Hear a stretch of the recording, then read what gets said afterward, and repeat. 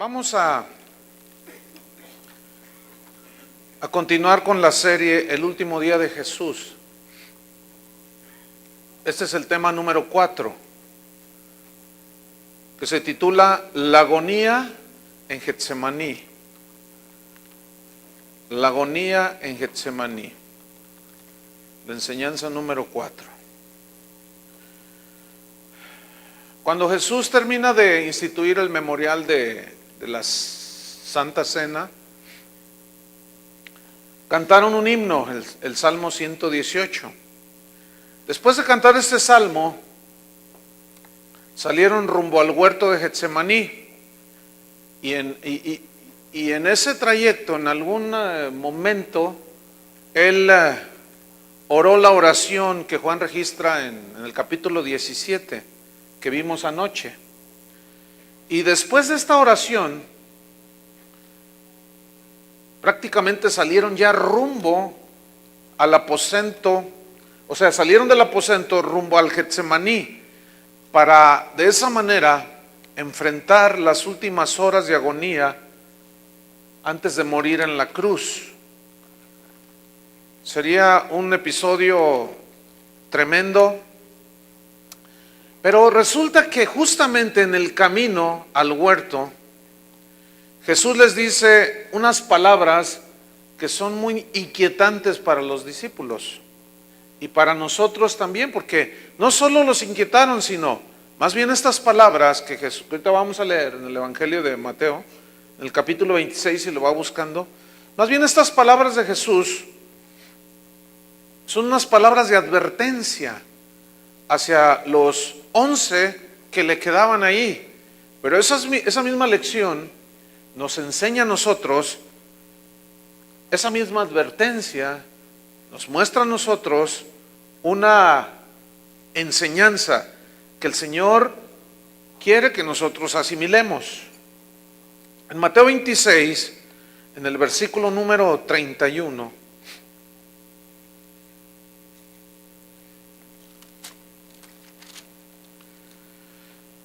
vamos a tomar aquí estas palabras. En el 30 dice: cuando hubieron cantado el himno, salieron al monte de los olivos. Entonces Jesús les dijo, y aquí va la advertencia: todos vosotros os escandalizaréis de mí esta noche. Yo quiero que noten que les dijo a todos los 11. Esta palabra escandalizarse significa tropezarán, ciertamente fallarán, sus sentimientos los van a traicionar, porque escrito está. Y Jesús cita a un profeta llamado Zacarías, y cita Zacarías 13, versículo 7, y dijo: escrito está. Y una vez más el énfasis de Jesús acerca de lo que está escrito. Nosotros debemos de ser personas o cristianos que dan énfasis en lo que está escrito, aprendiendo del maestro. Entonces les dice: escrito está, heriré al pastor y las ovejas del rebaño serán dispersas. ¿Qué cosas les está diciendo aquí el Señor? Sigamos leyendo en el versículo 32.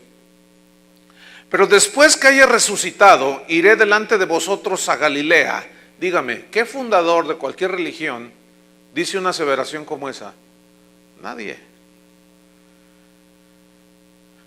Versículo 33. Respondiendo Pedro le dijo: aunque todos se escandalicen de ti, yo nunca me escandalizaré.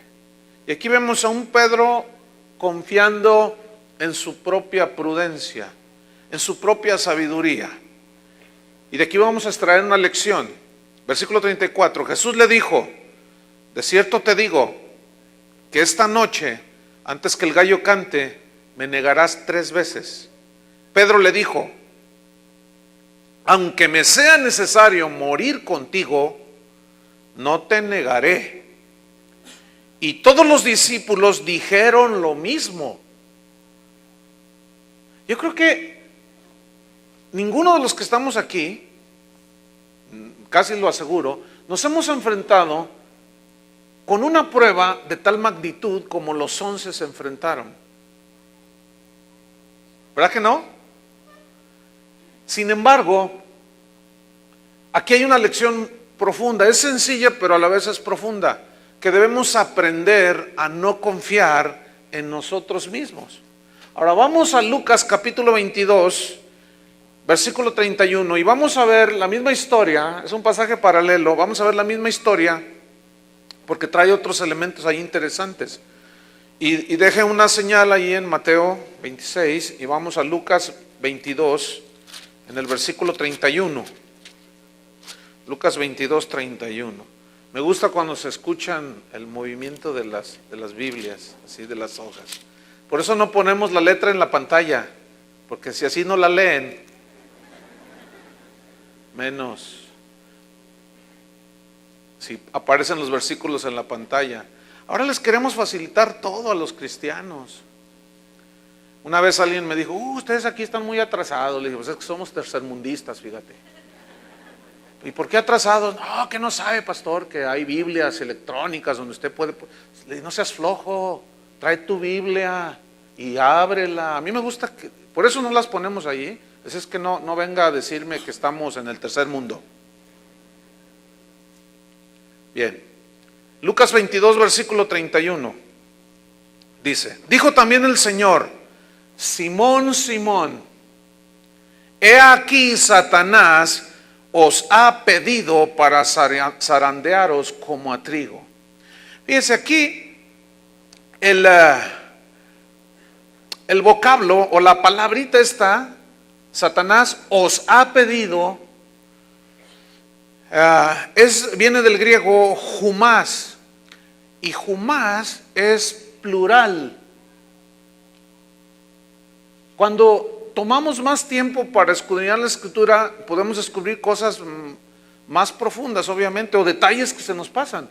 Yo le confieso que siempre había entendido que solo a Pedro le dijo que Satanás lo había pedido para zarandearlo, pero no solo a Pedro, porque el vocablo griego, humás, nos habla de vosotros. Entonces, a todos los discípulos,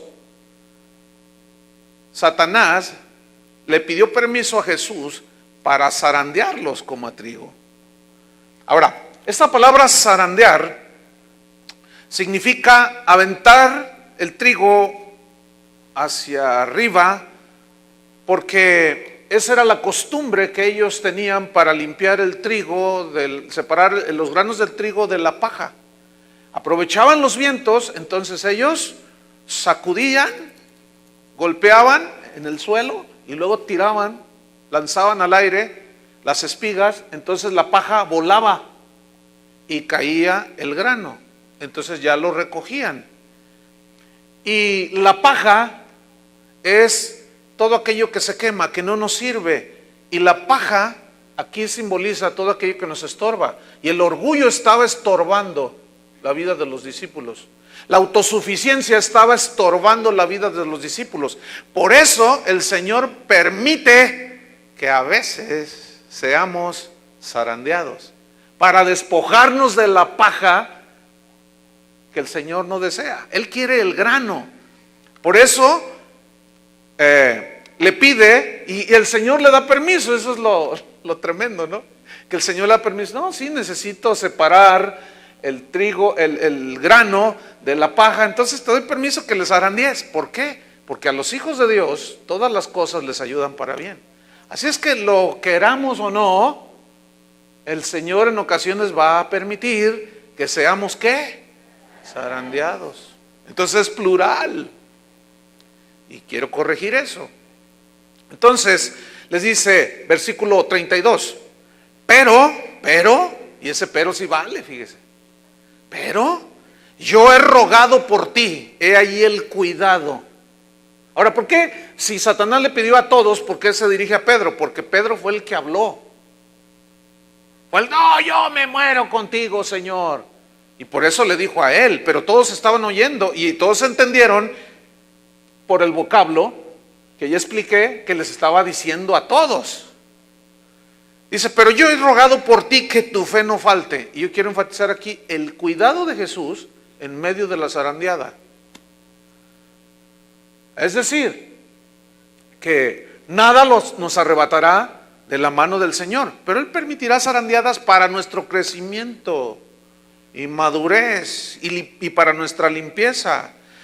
Dice, y tú una vez vuelto, o sea, una vez arrepentido, eso significa confirma a tus hermanos. Confirmar significa afirmar a otros por medio de la experiencia que se tuvo. ¿Entendieron? Es decir, tú pasas una zarandeada, una prueba, sales avante y ves que otro está en semejante prueba, entonces como tú ya fuiste tratado, ya sabes que el Señor fortalece, entonces tú vas y afirmas y confirmas al zarandeado. Versículo 33. Él le dijo, Señor, fíjense, él cómo continúa aferrado, confiando en sí mismo. Él le dijo, Señor, dispuesto estoy a ir contigo, no solo a la cárcel, sino también a la muerte. Y como dice un dicho, no sé si es mexicano, pero dice, del dicho al hecho hay mucho trecho. Ese es Proverbios 721. Del dicho al hecho hay mucho trecho. Pedro seguía confiando en sus propias fuerzas, seguía confiando en su propia fortaleza. Era un hombre rudo, dijo, no, yo aquí, yo Señor hasta la muerte. Versículo 34, él le dijo, Pedro, te digo que el gallo no cantará hoy antes que tú niegues 3 veces que me conoces. Y a ellos dijo, bueno, hasta allí vamos a dejarlo por ahora. Entonces, ¿cuál es la enseñanza aquí? Jesús hace una advertencia acerca de que debemos de confiar en Él totalmente. Escúchenme bien, cuando no confiamos totalmente en Él, permite la zarandeada. Cuando pensamos que es por nosotros mismos, con nuestros propios recursos, síguele. Aunque nos zarandee, es por nuestro bien. Entonces aquí hay esa lección, confianza total en Él. Porque fíjense, la omnisciencia de Jesús, es decir, que todo lo sabe, se resaltaba, se magnificaba ante la debilidad de sus discípulos, que no sabían todo. Él lo sabe todo, nosotros no sabemos todo. Por eso es más sabio confiar en el que lo sabe todo. La fidelidad de Jesús se engrandecía ante la infidelidad de sus discípulos. Y el que parecía magnánimo era Jesús. Y Pablo lo entendió y dijo, si nosotros fuésemos infieles, Él permanece fiel. Vean cómo la grandeza de Jesús es intocable. Y se contrasta con nuestra humana debilidad. Su fortaleza se exalta ante la debilidad nuestra. Porque nada más quiero recordarles, queridos hermanos, que el Señor es más fuerte que nosotros. ¿Ya se les había olvidado? ¿No? Ah, qué bueno. Porque si no, la zarandeada va a doler. Jesús dijo, les había enseñado en el Sermón del Monte, bienaventurados los pobres de espíritu. ¿Qué significa esto? Son los que reconocen que sus propios recursos no son suficientes, que su propia fuerza e inteligencia no es suficiente y que necesitan la sabiduría de Dios, que necesitan la justificación de Dios, que sus obras no son suficientes para alcanzar la salvación, sino que necesitan la justicia de Dios en ellos. Esos son los pobres de espíritu. En Proverbios 3, versículo 5 dice, fíate de Jehová de todo tu corazón. Y ese fíate pues es confía en Dios. ¿Cómo? ¿Con qué? Con todo tu corazón. Pero luego añade el Proverbio 3, versículo 5. Y no te apoyes, no te agarres, no descanses en tu propia prudencia. Y prudencia viene del hebreo biná, que significa entendimiento.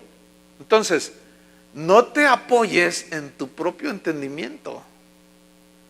No te apoyes, significa también biná, inteligencia. No te apoyes en tu propia inteligencia, porque recordemos que no se nos olvide, Dios es súper, no se puede comparar. Él es muchísimo más inteligente que nosotros. Biná significa también sabiduría. En otras palabras, no te confíes, no te apoyes en tu propia sabiduría. ¿Cuántas veces decimos, no, es que yo lo voy a hacer? Y tenemos un cliché, decimos, no, pues en el nombre de Jesús, y yo voy a hacer para demostrar que yo sí puedo. ¿A quién le vas a demostrar que tú sí puedes? ¿A Dios? ¡Ay! Se va a maravillar Dios. Va a decir, ¡ay! Estoy apantallado. Estoy maravillado de ver que este sí pudo con él mismo.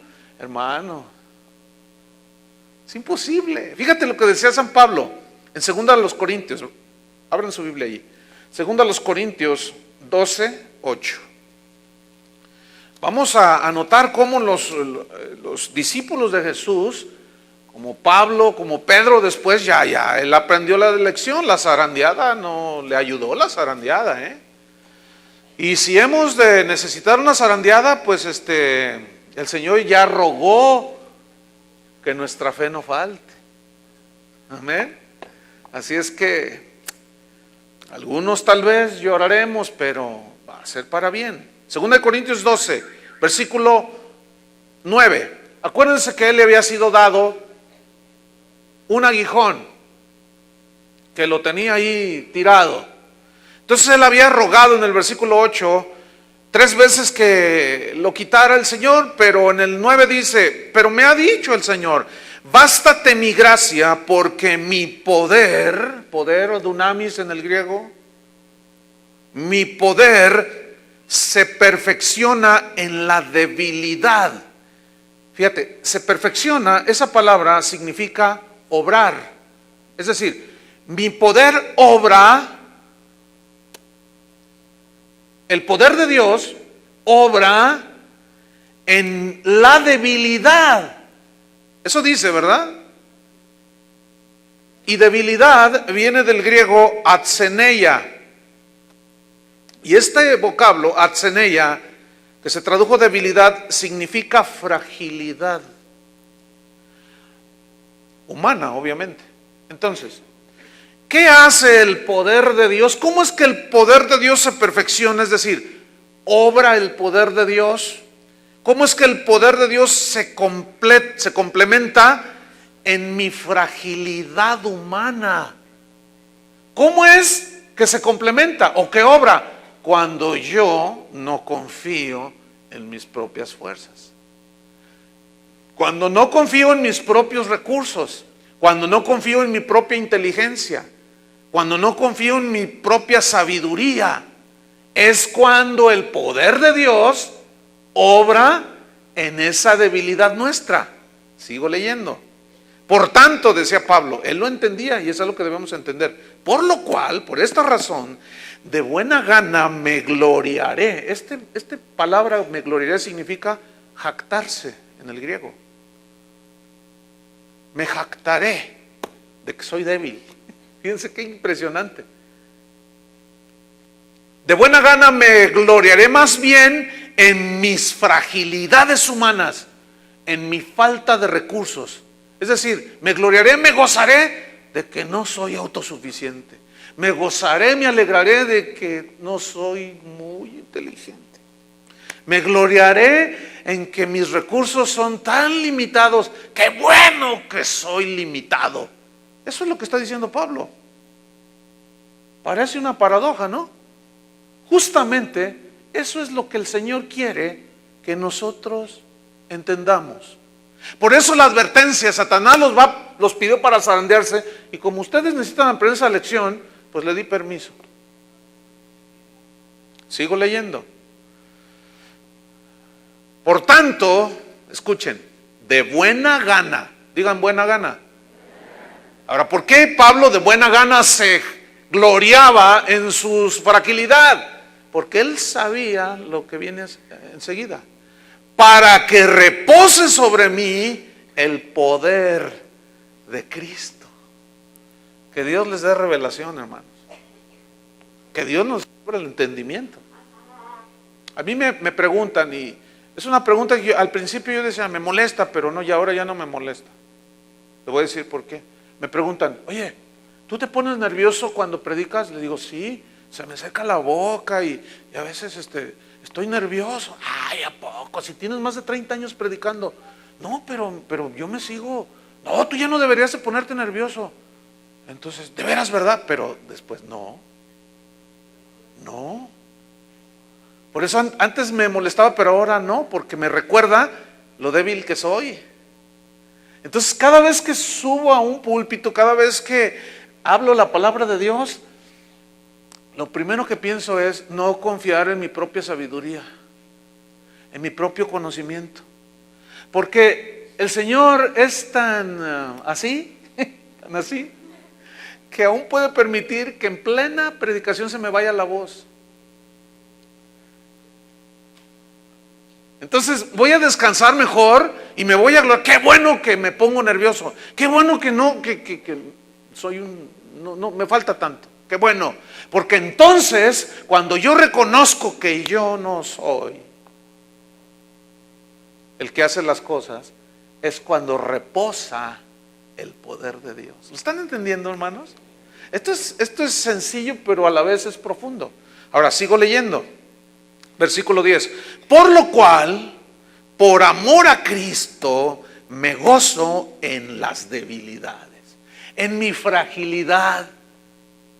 ¿Cuántas veces directores de alabanza, predicadores, se suben a dirigir? Yo dirijo, toco bien.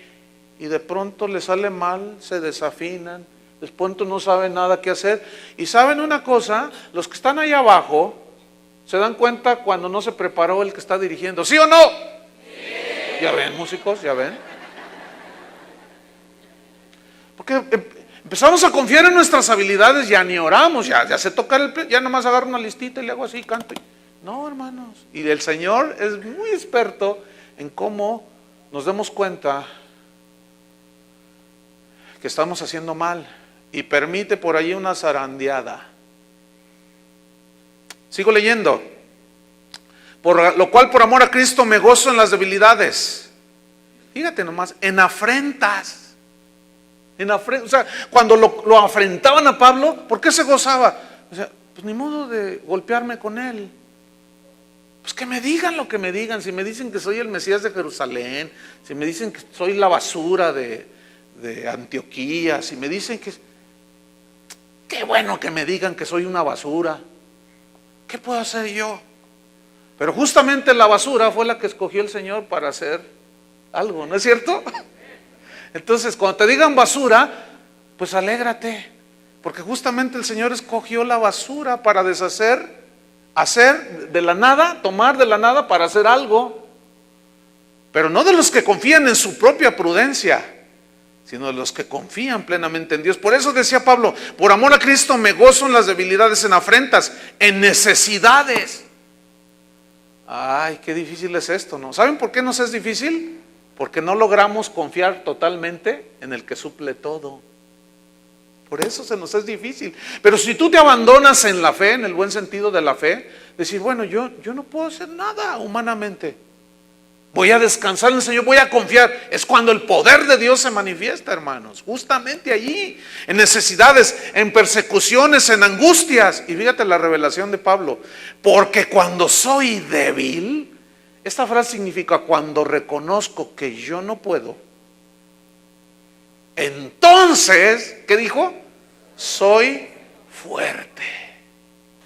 Con razón los primeros cristianos vivían como vivían, reaccionaban como reaccionaban, predicaban como predicaban, hablaban como hablaban. Unos dicen hebreos, sufrieron el despojo de sus bienes y dijeron, pues quédate con todo, yo tengo el tesoro de tesoros.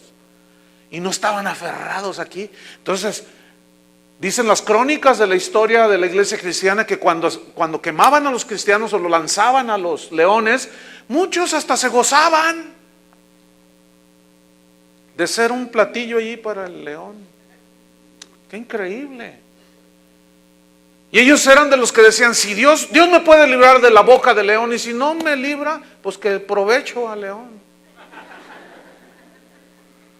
O sea, ellos era lo que los hacía fuerte, hermanos. ¿Qué es lo que nos hace fuerte? La fe, la confianza en el Señor. Y ahí está esa enseñanza tremenda, hermanos. Mateo 26, ahí vamos a hacer como un paréntesis, pero ahí está esa advertencia y la enseñanza.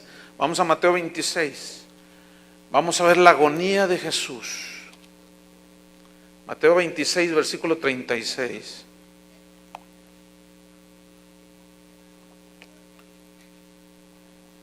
Después de que les da esta advertencia, dice en el versículo 36, entonces llegó Jesús con ellos a un lugar que se llama Getsemaní.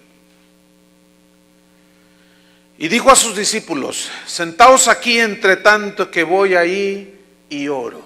Getsemaní era un huerto. Ese huerto todavía existe, fíjense. Inclusive se dice, se asegura, y con razón, porque los olivos son árboles muy longevos, o sea, duran muchos años. Entonces, actualmente existen todavía algunos olivos que se calcula que tienen más de 2000 años de existencia, que fueron testigos mudos de la agonía de Jesús. Pero el vocablo Getsemaní es de origen arameo, y este vocablo significa prensa de aceite. Es decir, que era el mecanismo que usaban para triturar las aceitunas y de ahí extraer el aceite. Por eso Getsemaní, que era un huerto, allí mismo tenían los implementos y prensaban las aceitunas para extraer el aceite. Y esto habla de la agonía de Jesús. Fíjense qué interesante. Justamente ahí Jesús se reunía a menudo con sus discípulos. Y este nombre, bueno, tiene mucho sentido porque Jesús sabía que iba a ser triturado, azotado, molido por nuestros pecados. Y fíjense, justamente de allí, de ese moler las aceitunas, sale el aceite de oliva que se usaba en aquellos tiempos para ungir a los reyes, a los sacerdotes y a los profetas. Era también un símbolo del Espíritu Santo. Era también un símbolo cuando ungían a los enfermos con aceite.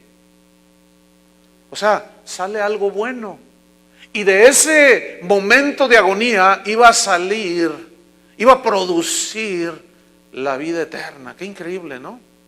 Entonces, Jesús, sabiendo este significado y todo, pues la verdad tiene mucho sentido aquí. Y yo quiero decirles que este pasaje, hermanos, es uno de los pasajes más conmovedores de las Escrituras. Es uno de los pasajes inclusive más misteriosos en la Biblia. ¿Por qué misteriosos? Voy a tratar de explicar, que Dios nos ayude a explicar y otros a entender. Mire, es misterioso porque justamente aquí en este pasaje podemos ver al Jesús divino mostrando toda su humanidad. Ahí está. Jesús mostró a través de sus 33 años de vida que era totalmente humano. Y hay unas paradojas en la vida de Jesús que nos enseñan cómo Él, siendo el eterno Hijo de Dios, se despojó a sí mismo, no de su divinidad, sino de su posición, y tomó forma de hombre, dice Pablo a los filipenses. Y mostrando toda su humanidad, se fatigó. Llegó cansado y se sentó junto al pozo y habló con una mujer en Samaria, ¿se acuerdan? El que se fatigó, paradójicamente, había dicho: venid a mí todos los que estáis y cansados. O sea, el Dios incansable en su humanidad se cansó. El Dios que no tiene ninguna necesidad en su humanidad tuvo hambre. Sin embargo, Él es el pan de la vida. Qué paradojas, ¿no? Tuvo sed. Y Él es el que nos dijo, el que tenga sed venga y beba gratuitamente. Él es el que sacia nuestra sed. Y sin embargo, el Dios Todopoderoso, que no tiene ninguna necesidad, en su humanidad manifestó sed. Qué increíble. Ese Dios que es un Dios lleno de gozo, de alegría, que nada no lo conmueve, sino nada altera esa paz, porque es el Dios de la paz. Ese gozo, porque es el Dios del gozo. Nada altera el estado de ánimo de Dios. Pero en su humanidad, Jesús lloró sobre Jerusalén. Lloró ante la tumba de Lázaro. Y ese es el que seca nuestras lágrimas. Tuvo que ser el Hijo de Dios, hecho hombre, semejante a nosotros, para entonces poder entender al ser humano. Eso a mí me vuela el entendimiento, se me escapa. Ese Dios creador del universo, qué increíble, que hizo el cielo, las estrellas. Anoche, ¿no vieron la luna? Aunque hay uno que otro lunático por ahí. Yo llegué a mi casa y vi un resplendor no muy común, y cuando estaba muy oscuro, estaban fundidas las lámparas, miré al cielo y qué maravilla de espectáculo, qué luna tan hermosa. Pues fíjate, el Dios que hizo todo el universo, en su humanidad no tenía dónde recostar su cabeza. A ver, explícalo. Sin embargo, es el que suple todas nuestras necesidades y nos da un techo donde vivir. ¿Cuántos tienen un techo donde vivir? Aunque sea de cartón. Maravilloso. Cristo fue humano en toda la extensión de la palabra, excepto que no tuvo que ver nada con el pecado, hermanos. Esa es la gran diferencia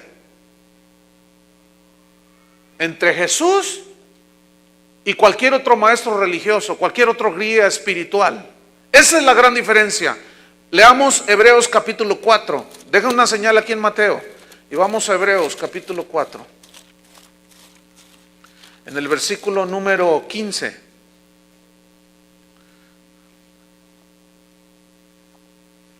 Pongan atención, hijos de Dios, porque esto es hermoso para nosotros.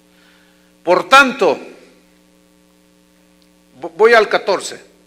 Teniendo un gran sacerdote que traspasó los cielos, Jesús el Hijo de Dios, retengamos nuestra profesión o nuestra confesión.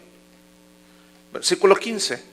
Porque no tenemos un sumo sacerdote que no pueda compadecerse de nuestras debilidades. Es la misma palabra, atseneia.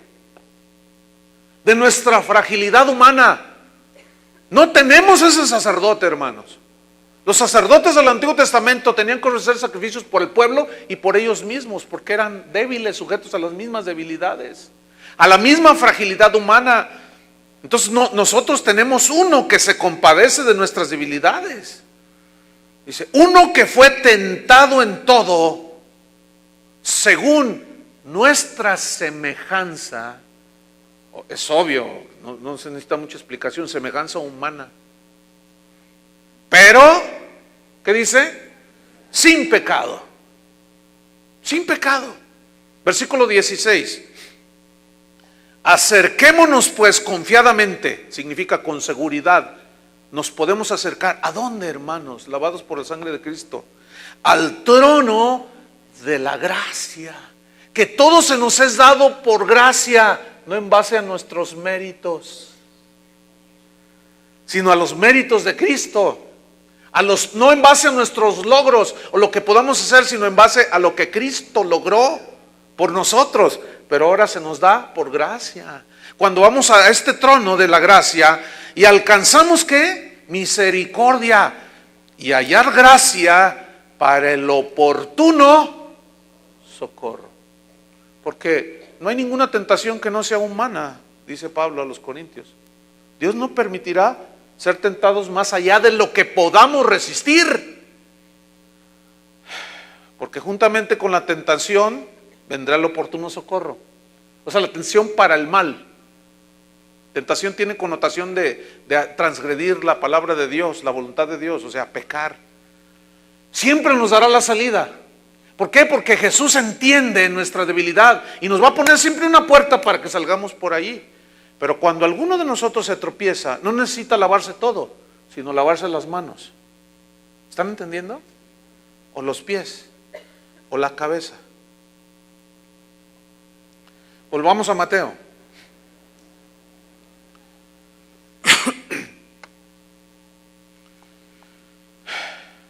Dice el versículo 37 del capítulo 26 de Mateo. 26:37. Y tomando a Pedro y a los dos hijos de Zebedeo, Juan y Jacobo, comenzó a entristecerse y a angustiarse en gran manera. Ponen mucha atención. El vocablo entristecerse viene del griego lupeo. Esta palabra significa afligirse. Pero esta aflicción habla de un padecimiento profundo en la humanidad, o sea, corporal, pero también era psicológico y era espiritual. O sea, como Dios en su naturaleza divina, Él no tenía ninguna alteración. Pero en su humanidad, Él comenzó a afligirse en gran manera. Su ser, su cuerpo, su alma comenzó a sufrir. Porque dice que comenzó a entristecerse y a angustiarse en gran manera. Esa frase en gran manera habla de una profundidad. Algo profundo, una profunda aflicción y angustia. Esta palabra angustiarse viene del griego ademoneo, que significa sufrir en la mente. Había un sufrimiento psicológico, mental, moral en la mente humana de Jesús. A ver si alcanza a captar la división entre la divinidad de Jesús y su humanidad. Cuando Él caminó sobre las aguas, ¿cómo lo hizo? Como hombre, mostró su divinidad. Cuando se sentó cansado del camino, ¿qué estaba demostrando? Su humanidad. Cuando multiplicó los peces y los panes, ¿qué estaba demostrando? Su divinidad. Cuando se estaba angustiando en gran manera, ¿qué estaba demostrando? Su humanidad. Entonces esta palabra, ademoneo, significa sufrir en la mente. Habla de una sensación sumamente angustiante, moral, que a la vez produce una serie de consecuencias que los médicos ahora hablan de enfermedades psicosomáticas. Es decir, que son presiones mentales, psicológicas, pero que se manifiestan con dolores corporales. Es así como la gente dice, ay, me duele mucho la cabeza, tengo esto, me duele acá. Y concretamente habla de que este dolor, esta angustia, producía un dolor abdominal severo, como una presión. Entonces la persona que está así va con el médico y el médico le pregunta, ¿qué siente? Dígame. Entonces, no, pues siento así, me duele aquí, me duele acá. Entonces te empieza a hacer todo la revisión y te dice, no, ¿sabe una cosa? Usted no tiene nada. Usted está estresado, dicen ahora. Estrés significa presión. Usted está presionado por algo. A eso alude. Entonces, él comenzó a sentir esos dolores en su humanidad. Escuchen. Pero había más. Era un dolor físico que no solo provocaba ese tipo de dolor, sino provocaba aún mareos, provocaba ansiedad, y la ansiedad es una agitación que a la vez produce una tensión emocional muy fuerte. Fíjese lo que viene en el versículo 38. Entonces Jesús les dijo: mi alma está muy triste hasta la muerte. Quedaos aquí y velad conmigo. Mi alma está muy triste. El alma es donde están albergados todos los sentimientos, el entendimiento, la voluntad, etcétera. Y él dice que su alma estaba muy triste, y esta frase, muy triste, viene del griego perilupos, que significa afligirse totalmente. Es decir, Jesús estaba intensa y profundamente triste. Escuche bien, intensa y profundamente triste. Y comenzó a sentir dolores en su vientre, en su espalda, en su cabeza, tal vez la sentía explotar. Sentía morirse, dice, hasta la muerte. La Nueva Versión Internacional traduce este versículo de la siguiente manera: les dijo a sus discípulos: es tal la angustia que me invade que siento morirme. No sé si alguno de ustedes alguna vez haya sentido este tipo de experiencia.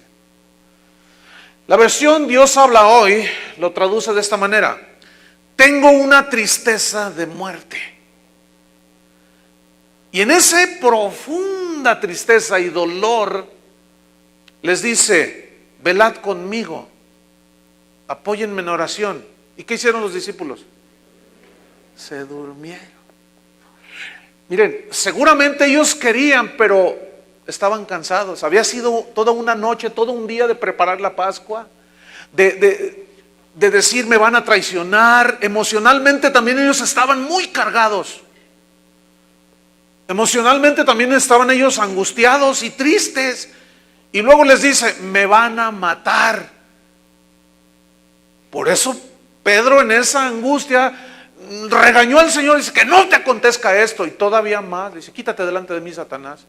O sea, también hay que entender que nosotros como seres humanos, cuando estamos bajo presión, somos débiles, hermano. Por eso debemos de ir aprendiendo poco a poco a confiar en el Señor en medio de la presión. Ahora, ¿por qué Jesús tuvo que sufrir esto? Para identificarse con nosotros, para que ahora, como sus hijos, Él nos dé la salida, la ayuda, nos tienda la mano, si confiamos en Él. Si no, usted se va a quedar hundido.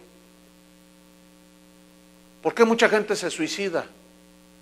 ¿Por qué muchos, aún profesándose cristianos, llegan a tener pensamientos de suicidio? Es inconcebible. La respuesta es muy simple, hermanos: porque no han aprendido a confiar plenamente en Dios. Dicen que sí, pero a la vez no descansan y dejan que esa ansiedad, esa perturbación, los hunda en la depresión, e inclusive dejen al Señor. Pero si son verdaderos hijos de Dios, el Señor ya oró que tu fe no falte. Y aún tocando fondo, de ahí el Señor nos puede levantar. ¿A cuántos ha levantado así? O sea, seguimos siendo débiles, hermanos. Pero también está el otro lado, la enseñanza de Jesús. Confía plenamente. ¿Creéis en Dios? Creed también en mí. En el mundo tendréis aflicción, pero confiad. Eso es lo que está diciendo aquí, enseñando: confiad, confiad.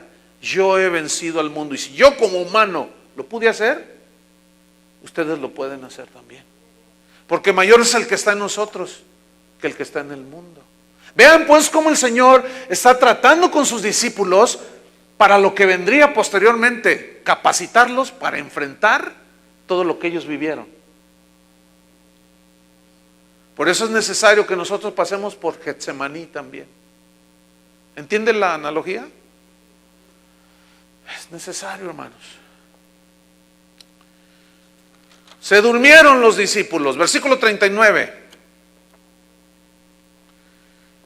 Yendo un poco más adelante, dice, se postró sobre su rostro y orando y diciendo, Padre mío, si es posible pase de mí esta copa, pero no sea como yo quiero, sino como tú.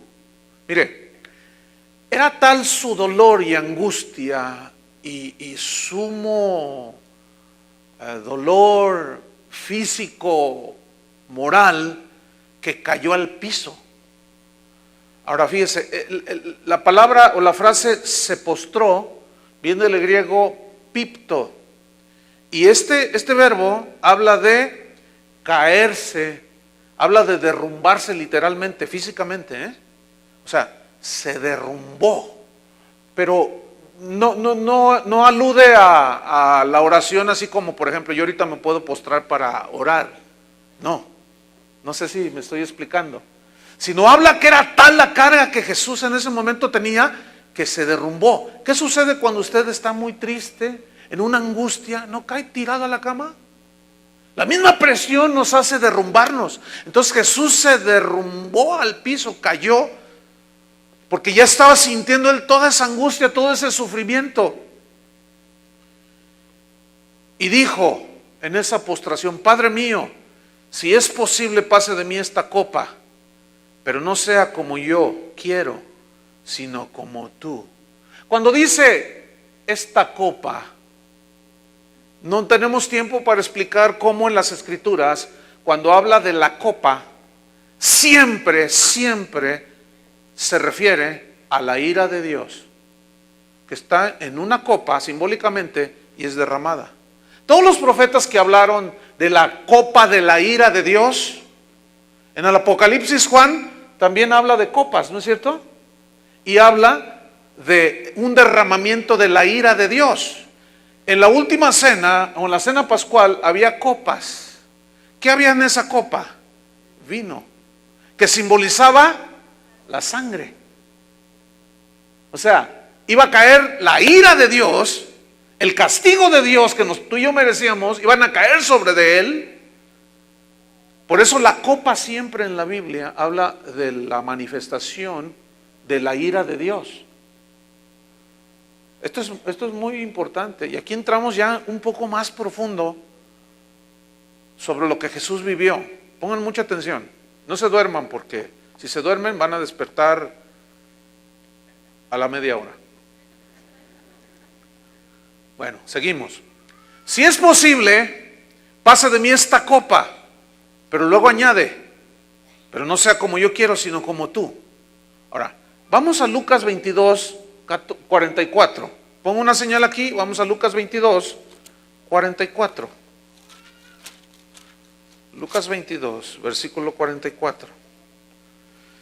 Y vamos a ver la misma historia, pero con otros elementos que Lucas, que era médico, subrayó.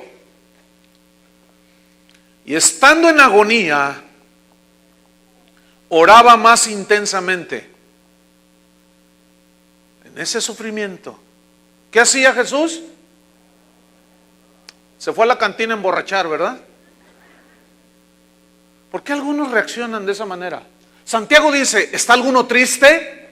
Haga oración. ¿No dice así? ¿Qué debemos hacer cuando estamos en angustia y en tristeza, hermanos? Orar. ¿Pero qué hacen algunos? Van y se refugian a la plaza de los mariachis con 2 botellas de tequila. Ah, sí, seguramente eso te va a sacar de la angustia.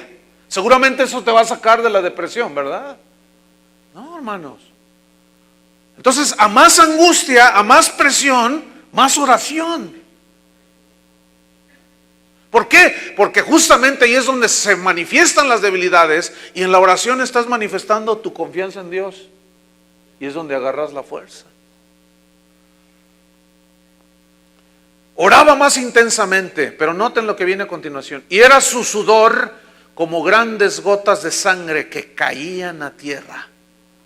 Miren, hermanos, la ciencia a este fenómeno le llama hematidrosis. ¿Qué es esto de hematidrosis? Este fenómeno se presenta cuando alguien está en una extrema carga emocional. Dice la definición de hematidrosis que los vasos capilares que están bajo la piel se rompen a causa de la tensión, del estrés, vamos a llamarle para ubicarnos bien, de la angustia, de la tristeza, de la presión. Se rompen y la sangre que empieza a fluir de eso, cuando se rompen estos vasos, se mezcla con el sudor y sale por las glándulas sudoríparas. Y es así como Lucas dice, y Jesús sudaba como grandes gotas de sangre. El siglo pasado, yo busqué más información sobre esto, y a los últimos 40, 50 años del siglo pasado, los médicos registraron 36 casos de hematidrosis. Es decir, de gente que estaba en alguna angustia tal que se presentó este fenómeno. Fíjese, aquí yo debo decir algo. Por un buen tiempo, yo en lo personal creía que ese versículo, sudaba como grandes gotas de sangre, era para enfatizar el sufrimiento de Jesús, pero que no era literal, porque dentro de las expresiones bíblicas y del lenguaje común hay una figura retórica que se llama símil, y el símil es una comparación de algo con una cosa, y se distingue por la palabra como, es decir, es como decir, soy como el agua cuando se escurre, estoy así, como la misericordia, como el cielo es más alto que la tierra, como el cielo, así engrandeció el Señor su misericordia. Es decir, es una comparación para evidenciar algo. ¿Me expliqué? Bien, eso se llama un símil. Y por años yo pensaba que era un símil, pero siempre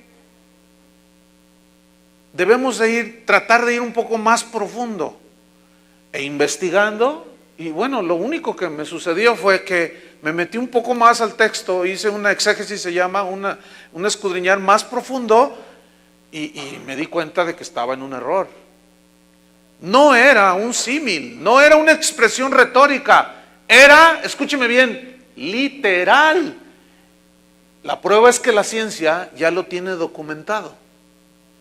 Entonces, lo más seguro es que ese fenómeno Jesús lo vivió, lo cual prueba de su profundísima agonía que él estaba sintiendo en ese momento.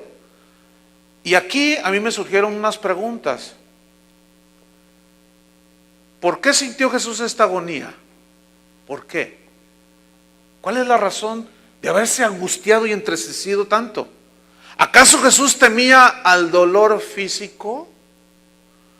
Pues no, porque él les había dicho a los discípulos, no teman a los que matan el cuerpo. Entonces yo sé que efectivamente él no tenía temor al dolor físico. Pero luego me surge otra pregunta. ¿Acaso Jesús temía a la muerte? No, tampoco, porque él mismo dijo, para este he llegado a esta hora. Y Pablo mismo dice, para mí el vivir es Cristo y el morir me es ganancia. Pero también me surgió otra pregunta. ¿Acaso Jesús estaba cambiando de opinión acerca de morir en la cruz por otro tipo de muerte? La respuesta es no, no y no, porque una vez y otra vez y otra vez Jesús dijo, es necesario que la Escritura se cumpla. Y yo para esto he venido. Entonces, ¿por qué esa aflicción de Jesús? Y la respuesta nos la da la Biblia, hermanos. ¿Saben por qué? Porque lo que más afligía a Jesús era tener que soportar que el Padre lo abandonara por unos minutos ahí en la cruz del Calvario. Para poder de esa manera el Padre derramar la copa de la ira de Dios y enjuiciar el pecado de todos nosotros en Jesús. Mira, hermano, yo cuando pues noté esto en las Escrituras, yo dije, me puse a pensar un poquito. Bueno, obviamente, como estamos tan limitados, no nos alcanza, pero dije, porque esa es la verdadera razón. No hay otra. Porque Jesús mismo responde a las preguntas que surgieron con la misma Escritura. No era temor a la muerte, ni mucho menos. No era querer cambiar el tipo de sacrificio, no.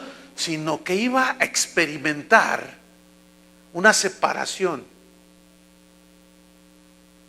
Dios volteó el rostro de su Hijo. Por eso Él dijo, Lama sabactani. ¿Se acuerdan? Que significa en arameo, Padre, ¿por qué me has abandonado? ¿Se les aclara el texto? Traten de entender lo más que puedan. Si no, si eres salvo, te salvas de todas maneras. Porque esto es solo viene por revelación. Porque algunos están así, están fundidos algunos de ustedes. Están así. Y se les ve la muela con caries. Cierran la boca un poco. No, yo también me quedo igual. Oiga, pues es que es la única respuesta que yo puedo encontrar en la Biblia. ¿Por qué? Porque, entonces, bueno, la reflexión era esta. El infierno va a ser un lugar de tormento, pero el tormento más horrible es, ciertamente, escúcheme bien, porque luego dicen que uno dice cosas. A veces uno, por querer explicar, dice alguna cosa y no se explica bien y otros entienden otra cosa. Entonces, yo no quiero eso. Yo estoy afirmando que el infierno es algo literal que Jesús habló más de 70 veces. Mencionó el infierno. Pero la peor tortura es, ¿qué creen? Estar alejado de la presencia de Dios. Como lo contrario es toda la alegría. ¿Entienden? Estar por toda la eternidad en el gozo completo de mirar cara a cara a nuestro Dios en aquel día.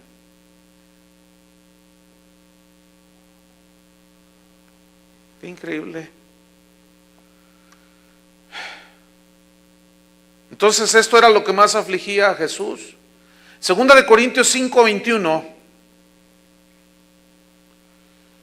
Pablo dijo lo siguiente. Segunda de Corintios 5:21. Imagínate, en la oración de Jesús, en el capítulo 17 de Juan, mientras buscan Segunda de Corintios, que estudiamos anoche, Juan 17, glorifícame con la gloria que tuve contigo antes de que el mundo fuese, antes cuando yo vine, que dejé allá. O sea, yo quiero estar otra vez. Ahorita estaba limitado a un cuerpo humano, pero miren, hay que tratar de hacer bien la distinción. El pecado de nosotros lo llevó en su cuerpo. De esto voy a hablar el fin de semana, de Isaías 53. El pecado de nosotros, ¿dónde lo llevó? En su cuerpo, no en su ser espiritual. Su divinidad quedó totalmente intacta. ¿Está entendiendo? Esa no fue alterada. Cuando Jesús dijo, ¿por qué me has abandonado? Ese clamor fue de la humanidad de Jesús, porque resulta que el cuerpo humano siente. Y Él sintió cuando vino aquella separación, cuando Jesús estaba colgado en la cruz, Él sintió aquella nube negra. ¿Qué está pasando? Pero en su humanidad. Por eso yo les decía que es uno de los pasajes más conmovedores, pero misteriosos. ¿Por qué? Porque no logramos comprender la profundidad del sufrimiento de Cristo. Aún eso debe de aceptarse por fe, muchas cosas que aún ni entendemos. Pero segunda de Corintios, ahí nos quedamos, ¿verdad? Segunda de Corintios capítulo 5, versículo 21. Pablo lo pone así: al que no conoció pecado. Conoció significa no tuvo relación mínima con el pecado.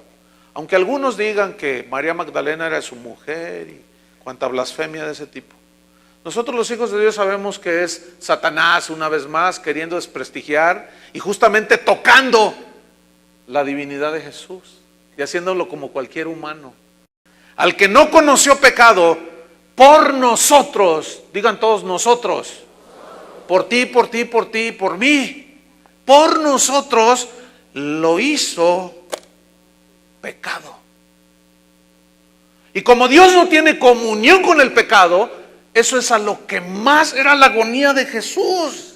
¿Me están entendiendo? Y sabiendo él que esa agonía que iba a experimentar momentáneamente, porque solo fueron 3-4 horas que permaneció él colgado en la cruz. ¿Saben en quién pensaba Jesús? ¿En quién creen? En ti y en mí. Por eso le era necesario pasar por esa cruz. Por eso le era necesario que esa copa de la ira de Dios fuera derramada sobre él. Pero él pensando en ti y en mí. Eso a mí, yo sí reconozco, allí se me vuela la tapa del cerebro. Se me va, ya digo, ya lo único que puedo hacer es, ¿qué? Pues doblarme, humillarme ante Él y reconocer que Él es el Señor. ¿Qué más puedo hacer? Nada más puedo hacer. Nada más podemos hacer, hermanos. Y justamente eso es lo que Él quiere evitar en todos los seres humanos. Por nosotros lo hizo pecado. ¿Con qué propósito? Para que nosotros fuésemos hechos justicia de Dios en Él. ¿Qué significa esa frase? Hechos justicia de Dios en Él. Que como el pecado merece castigo, y Dios es un Dios justo, Él no tiene por inocente al culpable, sabiendo que nosotros no podíamos pagar por nuestros propios pecados, tuvo que Él proveerse de un cordero. Como cuando Dios le pidió a Abraham que le sacrificara a su hijo. Y Él se proveyó un cordero, un carnero que sacrificó, tipificando al Cordero de Dios que quita el pecado del mundo. Entonces, como el pecado merece castigo, y Dios nos amó tanto que envió a su Hijo en nuestro lugar para recibir el castigo que tú y yo merecíamos. Eso es algo maravilloso, ¿no creen? Profundo. Por eso la agonía de Jesús.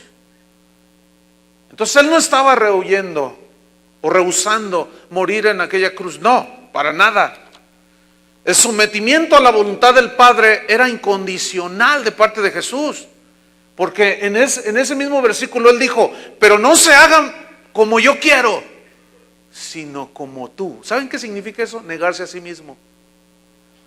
¿Y qué dijo Jesús respecto a sus verdaderos discípulos? El que no toma su cruz, se niega a sí mismo y me sigue cada día, no puede ser mi discípulo. Es decir, para ser verdaderos discípulos tenemos que identificarnos con el sufrimiento de Cristo. Un sometimiento total a la voluntad del Padre. Por eso el domingo pasado yo hablé sobre la obediencia, un rasgo del verdadero discípulo de Jesús, de los verdaderos discípulos. No mi voluntad. Y Jesús está demostrando aquí un sometimiento total a la voluntad del Padre. Él había dicho, no lo busquen, en Juan 8:29 dijo: yo siempre hago lo que le agrada. Siempre hago lo que le agrada. En Juan 4:34 dijo: mi comida es hacer la voluntad del que me envió. El hacer tu voluntad, citó un salmo después Jesús. El hacer tu voluntad, Dios mío, me ha agradado. Entonces la humanidad de Jesús se muestra en toda su intensidad aquí en este pasaje. En la angustia de tener que enfrentar la copa de la ira de Dios. Sin embargo, como hijo de Dios eterno, sabía que no había otra manera de salvar al mundo. Por eso se sometió a la voluntad del Padre. Como humano, Jesús lo dio todo. Se ofreció todo, ¿no es cierto? ¿Que Jesús no nos pide todo a nosotros? O sea, nosotros no vamos a hacer nada para hacer perdón a nuestros pecados, no estoy hablando de eso, ni se confunda. Pero si el Padre no rehusó a su Hijo y Jesús no rehusó dar su vida, ¿qué nos queda a nosotros, hermano? ¿Dársela en abonos? ¿Y cuántas veces le ponemos condición a Dios? Voy a la iglesia si me concedes esto. Uy, hermano, Dios no es ningún genio de la lámpara, hermano, para conceder deseos. Egoístas, necios, carnales, mundanos, pecaminosos. El otro día me hicieron una pregunta así, oiga pastor, me dijeron, fíjense la pregunta, oiga pastor, va a sonar chusco, pero no es el propósito que suene gracioso. Pero me dijo, oiga pastor, por ejemplo, si yo soy jugador de fútbol, dice, y yo juego en el Atlas, ya, traten de no tomarlo muy chusco. Pero eso sucedió. Y yo dije, me quiere bromear a mí. Y dice, ¿me estás echando una broma? Dice, no, es que mire, si yo soy jugador de fútbol y le voy al Atlas, entonces si yo oro con fe para ser campeón, bueno, es que ya el destino del Atlas es. Yo le dije, bueno, mira, hay varias respuestas. La primera es que el destino del Atlas es solo un campeonato y ya. Pero luego yo le volteé la tortilla, fíjate, y le dije, entonces fíjate, tú vas a jugar la final contra las Chivas del Guadalajara. Y resulta que también ahí hay 2, 3 Chivas que son ovejas, que son cristianos. Entonces también ellos van a orar porque los dos quieren ser campeones. ¿Tú crees que Dios... Escúchenme bien. ¿Tú crees que Dios se va a tomar partido en ese tipo de cosas? Dios no es frívolo. Pero ¿y si oro con fe? Mira.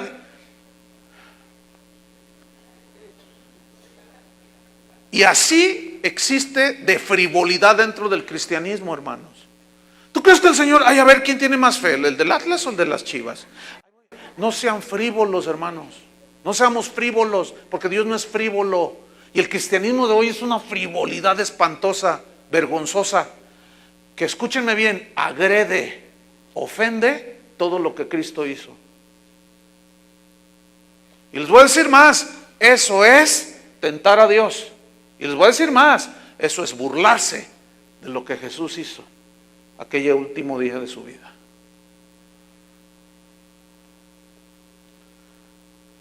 Y les voy a decir más. Por eso, la iglesia del Señor no debe ser un circo de 3 pistas. Por eso el altar de Dios no debe ser un lugar de exhibicionismo, ni de promoción, ni de vengo a cantarles para vender mis discos, y vengo a predicarles para que compren mi libro allá afuera. Ese no es el altar de Dios, hermanos. Ese es un mercado, y el Señor echó de su casa a todos esos mercaderes. Por eso a mí yo me ofendo cuando veo una cosa así, porque estos no han entendido lo que Jesús sufrió. ¿Tú crees que Él sufrió todo eso para venir nosotros a hacer payasadas al púlpito y entrar en motocicleta hasta acá? Y empezar a ser cirqueros, como un circo descendiendo allá con un gancho el pastor y de una plataforma. ¿Ustedes creen que el Señor hizo todo eso? Hermanos, lo que Jesús hizo en la cruz del Calvario y sufrió en ese Getsemaní, no era un acto de circo. No era un acto de circo. No era una obra de teatro, hermanos. A mí sí me indigna.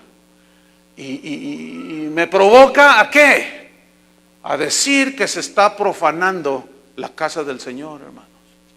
Y muchos no les gusta, pero yo sé por qué no les gusta, porque no son nacidos de Dios, porque no son hijos de Dios, porque si fueran hijos de Dios, tendrían respeto.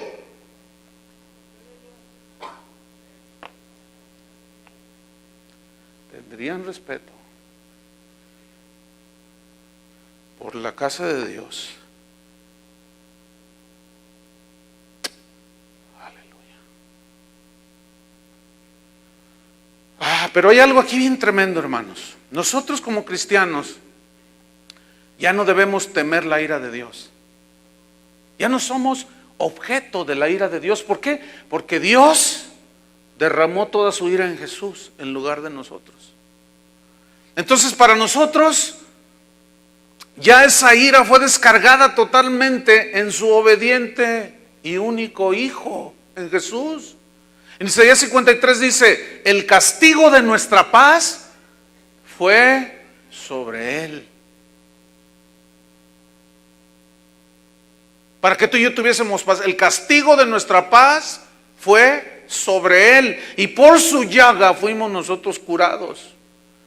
Y vámonos sobre el final, hermanos. Mateo 26, y luego tendremos un receso. Mateo 26, versículo 40.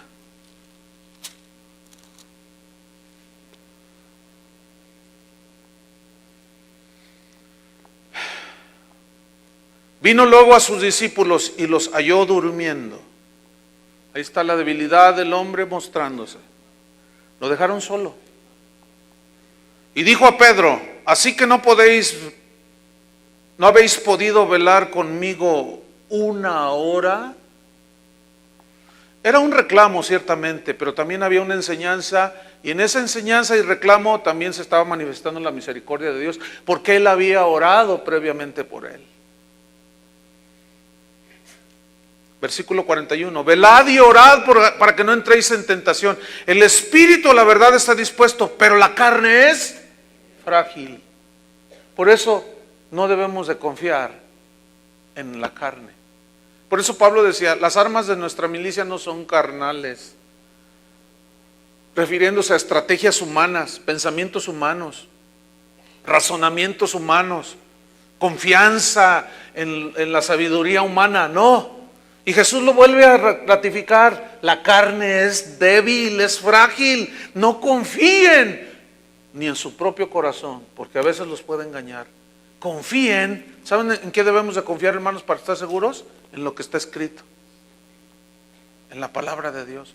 Esa es inalterable. Siempre es. Era eterna, sigue siendo eterna. La palabra, el verbo se encarnó y se hizo hombre. Versículo 41, velad y orad para que no entréis en tentación, la carne es débil. 42, otra vez fue y oró por segunda vez, fíjate, diciendo: Padre mío, si no puede pasar de mí esta copa sin que yo la beba, si no puede, él sabía que no, pero ¿cómo está hablando allí? Por su humanidad. Hágase tu voluntad. Aquí ya está surgiendo la inalterable divinidad del Hijo de Dios. Pero no se haga mi voluntad, sino la tuya, Padre. Para esto he venido al mundo. Versículo 43. Vino otra vez y los halló durmiendo, porque los ojos de ellos estaban cargados de sueño y además de cansancio, hambre, sed. Estaban desvelados. Y dejándolos se fue de nuevo y oró por tercera vez, diciendo las mismas cosas. Termino diciendo esto. Aquí está Jesús mostrándonos en toda su intensidad su agonía, su tristeza y sufrimiento por lo que se avecinaba. ¿Qué era? Que el Padre lo abandonaría por unos breves momentos. Y en el versículo 45, fíjense lo que dijo. Entonces vino a sus discípulos y les dijo: dormid ya, descansad.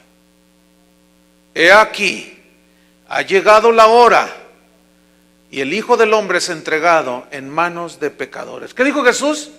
La hora ha llegado. Y en eso se oye un tumulto.